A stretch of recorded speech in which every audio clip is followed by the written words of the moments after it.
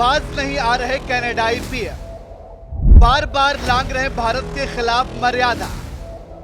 Canada का ये रुख भारत को बिल्कुल नहीं भा रहा। कनाडाई पीएम का रवैया भारत को खूब अखड़ रहा।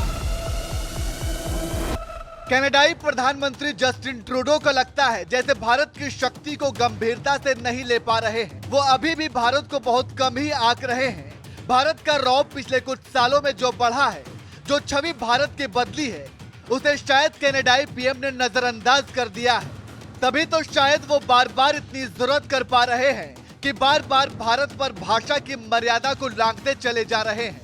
पहले निज्जर वाला मामला, फिर जब भारत ने कार्रवाई की तो राजनयिकों के मामले को लेकर भारत को सबक सिखाने लगा। अब फिर जस्टिन ट्रूडो ने भारत पर हमला बोला है। कह रहे हैं कि हम लड़ना नहीं चाहते, लेकिन कानून तो मानना पड़ेगा। मतलब अब ये कि ट्रूडो भारत को सिखाएंगे कि कानून को कैसे माना जाता है। जस्टिन ट्रूडो ने दोनों देशों के बीच आई कड़वाहट के लिए भारत को जिम्मेदार ठहरा दिया है।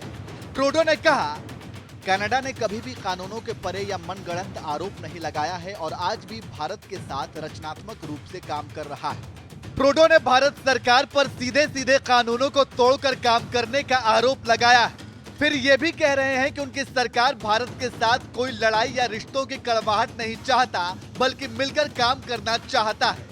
कनाडाई राजनयिकों की जो वापसी भारत ने कराई है, वो असल में कनाडाई पीएम को बहुत अखड़ रही है। ये कार्रवाई कनाडाई पीएम के गले नहीं उतर पा रही है। तभी तो ट्रूडो एक बार फिर भारत पर वियना कन्वेंशन के उल्लंघन का आरोप लगा रहे हैं।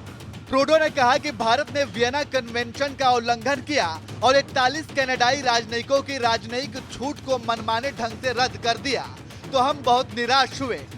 इसके बारे में हमारे दृष्टिकोण से सोचे, अगर कोई देश ये निर्णय ले सकता है कि दूसरे देश के राजनयिक अब सुरक्षित नहीं है, तो यह अंतर्राष्ट्रीय संबंधों को और अधिक खतरनाक और अधिक गंभीर बनाता है।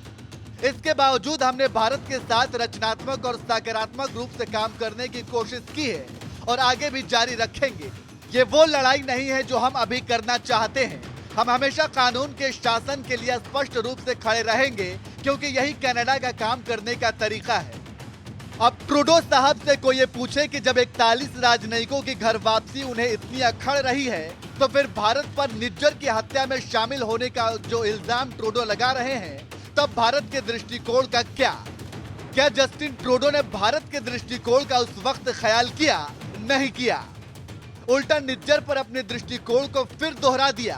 ट्रूडो ने खालिस्तानी आतंकी हरदीप सिंह निज्जर की हत्या में भारत का हाथ होने के अपने आरोपों पर फिर कहा, From the very beginning, when we learned of credible allegations that agents of the Indian government were involved in the killing of a Canadian citizen on Canadian soil, we reached out to India to ask them to work with us on getting to the bottom of this matter. We also reached out to our friends and allies like the United States and others to work on this. इसके बाद Trudeau ने भारत से सहयोग न मिलने का आरोप लगा दिया। ट्रूडो का कहना है कि उन्हें इस मामले में भारत से सकारात्मक जवाब नहीं मिला, जिसे वो निराशजनक बता रहे हैं। जब भारत के लोग इस हत्या में शामिल है ही नहीं, तो कैसे भारत से ट्रूडो को सकारात्मक जवाब मिल सकता था? खैर, आगे ट्रूडो ने कहा, We also reached out to our friends and allies like the United States and others to work on this really serious violation of international law and of sovereignty of a democracy. This is something that we are taking very, very seriously. We will continue to work with all partners as law enforcement and investigative agencies continue to do their work. Canada is a country that will always stand up for the rule of law, because if might starts to make right again, if bigger countries can violate international law without consequences, then the whole world gets more dangerous for everyone.